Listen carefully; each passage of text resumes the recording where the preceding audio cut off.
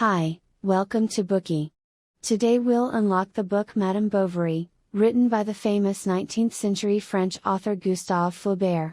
One of the most influential works in the history of French literature, the novel is considered to have established a new paradigm of literary realism.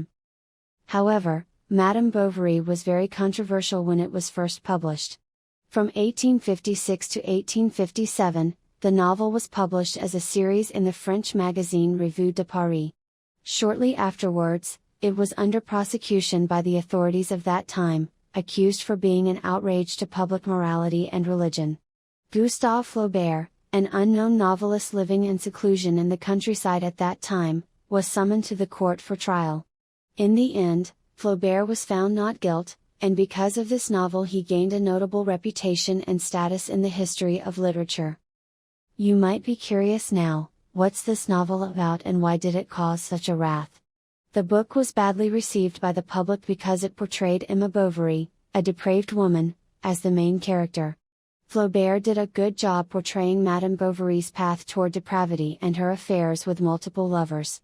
What's more, Flaubert wrote the whole story with a soothing and objective tone, without any sense of judgment or criticism on Madame Bovary's life. That's why the public prosecutors at the time believed that this novel was the poetics of adultery. The novel has been criticized for promoting the liberation of sexual desire, which would have a bad influence on young female readers. Many readers also thought this novel was shocking and that it went against their moral standards. Hearing this, you might be even more curious, what is this story about? How should we understand the literary image of a woman who's considered immoral by traditional standards? What did Flaubert want to express when portraying Madame Bovary? Why is this novel considered a milestone in the history of world literature?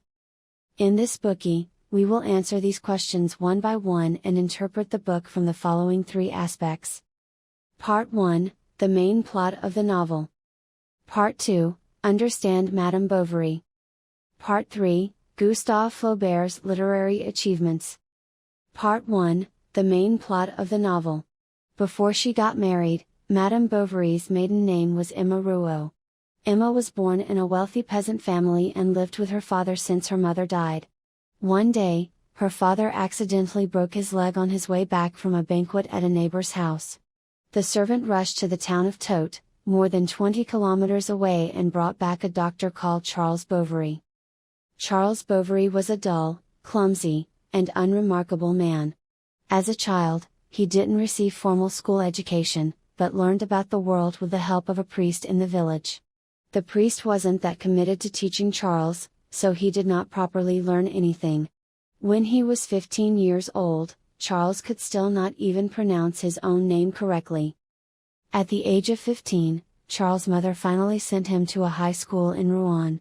He had a really hard time there and had to dedicate a lot to his studies so he could keep his grades up. After spending a few years there, his parents asked him to drop out of school and study medicine instead. Again, Charles worked very hard even though he had neither interest nor talent in the field. He would just finish the learning tasks like a machine.